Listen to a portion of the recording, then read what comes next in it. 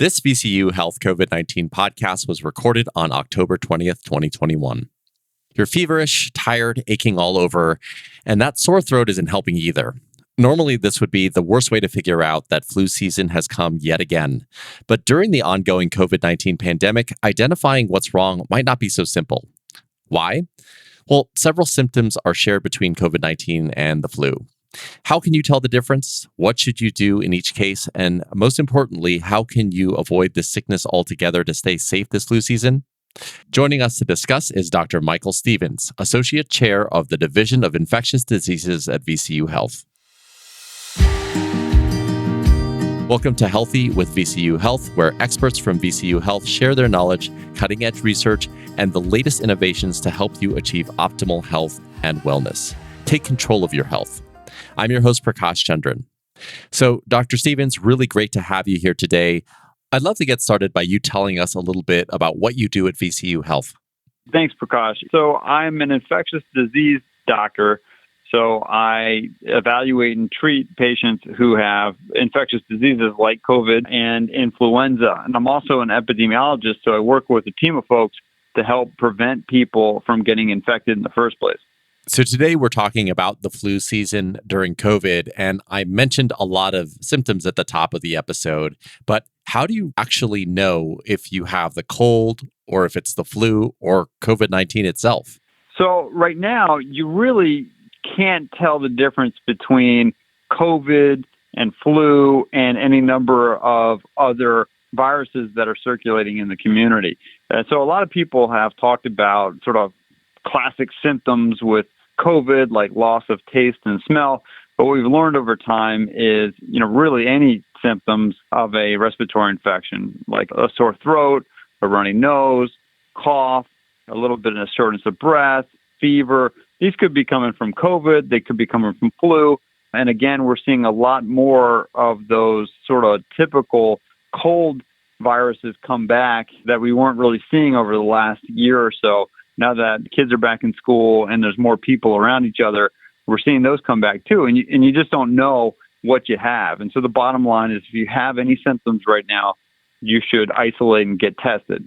Yeah, I was just going to ask about that because it's a tough situation. I think the natural conclusion for people that are experiencing those symptoms is to think that they have COVID-19. So, what is the first thing that they should do if they start experiencing symptoms, and how do they know when to seek care?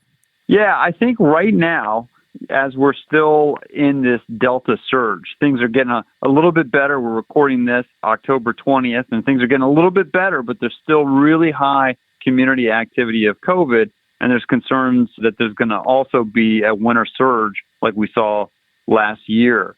And so you have to default to you have infection because especially if you're vaccinated and you're one of the rare folks that's having a breakthrough infection, you may not get that sick, but you don't want to minimize your symptoms because you may spread COVID to somebody who could get really sick because they're unvaccinated or they've got an immune compromising condition and couldn't respond to vaccination. And you for sure don't want to do that. So the bottom line is if you have those symptoms, take it seriously.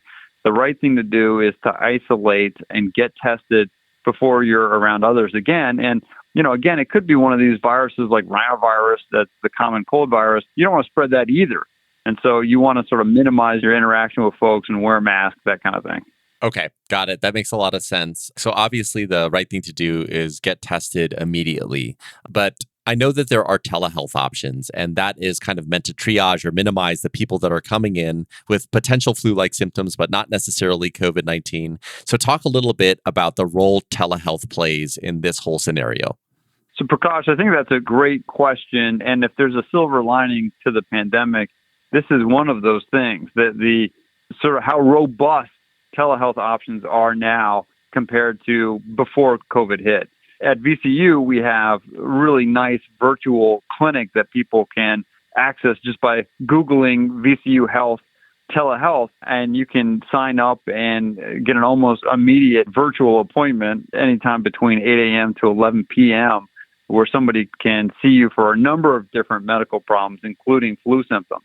And so that's a really nice option that's available to folks, from the comfort of their own home. And just expanding on that a little bit more, how is it that a provider or a healthcare provider is actually able to diagnose things virtually. We've always thought that this is something where you got to look down the person's throat and maybe take the temperature. Can you talk a little bit about how they're able to do that from a telehealth perspective? Well, Prakash, there are limitations to telehealth in terms of what a physician can do. Obviously, they're not doing a direct physical exam, but about 80% of a diagnosis actually comes from history alone. And so that clinician can assess you and will be looking for sort of warning things that would tell her or him, hey, this person needs to get to somewhere where a physician can do an exam or they need lab tests, that sort of thing. But a lot of things can be diagnosed just by that history. So I want to move on to vaccines. Many people have gotten one of the available COVID-19 vaccines, but do they also need to get the flu vaccine, or are they somehow protected? So these are completely different viruses. COVID, or SARS-CoV-2, which is the virus that causes COVID, and influenza or flu. They're two separate viruses, so you need to get vaccinated for both of them.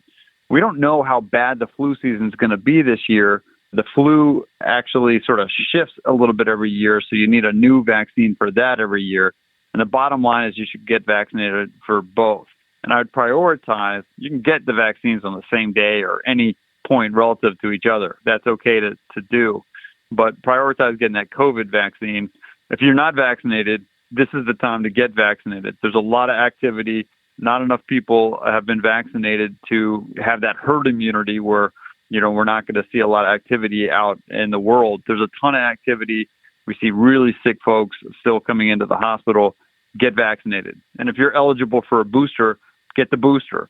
And everybody right now should also get flu vaccinated. It's the time. We're starting to see a few cases here and there. This is the time to do it. Because remember, after you get vaccinated, it'll take a couple weeks for the vaccine to kick in so you have some immunity to flu. Yeah, got it. And just to be clear, I know you said this already, you 100% can get the COVID-19 vaccine and the flu vaccine at the same time. Is that correct? 100%. That's right. And so there are, many different vaccines out there, and you have to space vaccines apart from each other depending on the specific vaccines. But for all of the COVID vaccines, for flu vaccine, it really doesn't matter. You can get them on the same day. If you were scheduled to get them on, 2 separate days, that would be fine. The key thing right now is just to get vaccinated as soon as you can. Now, there are a large population or a large demographic of people that have said, you know what, I've never really gotten the flu vaccine before. I don't know why there's this focus on it right now. I'm COVID vaccinated, but I've not gotten the flu vaccine, my entire life. So why start now? What might you say to those people? Well, I would say, number one, COVID is the thing you're at highest risk to encounter now. So COVID vaccination is the most critical thing you can do. And so if you're vaccine hesitant, that's the one that you absolutely should do because it literally may save your life or save the life of somebody you're going to encounter. Because remember, you could spread that COVID to someone who could get severely ill. The flu vaccine, quite honestly, isn't as good as the COVID vaccine. Depending on the year, it might be 50 to 60%, sometimes a little bit higher, good at just preventing flu. But similar to the COVID vaccines, it also helps prevent severe illness. So even if you get influenza, let's say you get the flu vaccine, you develop influenza anyway, it may not be nearly as bad as it would have been if you weren't vaccinated. So let's say you would have been in the hospital on oxygen if you hadn't been vaccinated. Maybe those things don't happen if you get flu vaccinated. So I would say, it's very important to get flu vaccinated. Also, I'll say this. Anybody who's had influenza, usually they're going to be the first person in line to get the flu vaccine the next week because the influenza is a bad virus. It's like getting a cold, but like a hyped up version of the cold, and people can just feel terrible. Can't even get out of bed for like a week. It's a nasty infection. Yeah, absolutely. And the takeaway there really is to stay the most protected. It just makes sense to get both vaccines. I wanted to move on to something that you said earlier. Given the fact that we are in this surge, if you are experiencing these symptoms, you kind of have to assume that it is or could potentially be COVID-19. So if people want to get tested or to find out if they have COVID-19 or not, what should they do or where should they go?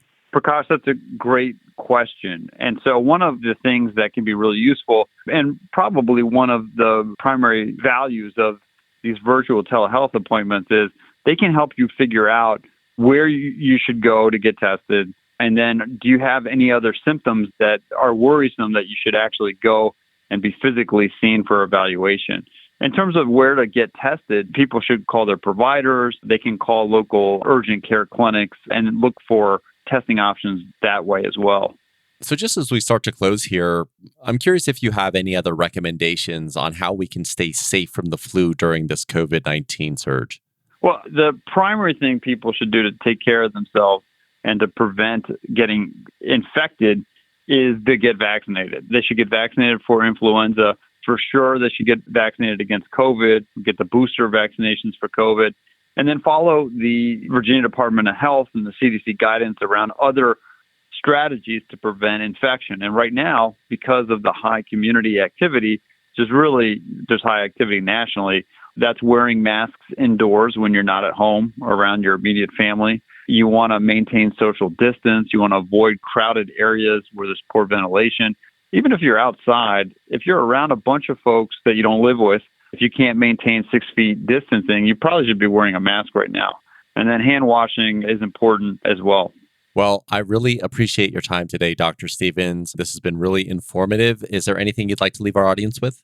No, except for maybe this, Prakash. I think the key is vaccination. I've said it over and over again. It's the truth.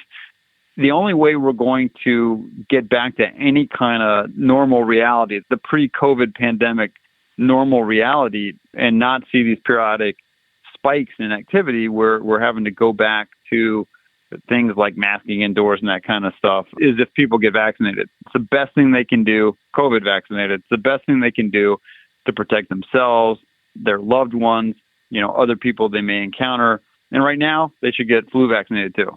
Well, I think that's really good advice and the perfect place to end. Thank you so much, Dr. Stevens. Thank you.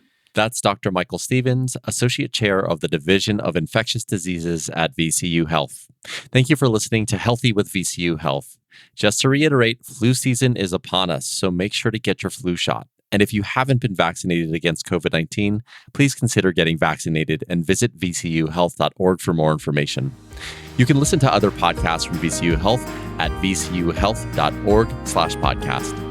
Thanks again for listening. My name is Prakash Chandran, and we'll talk next time.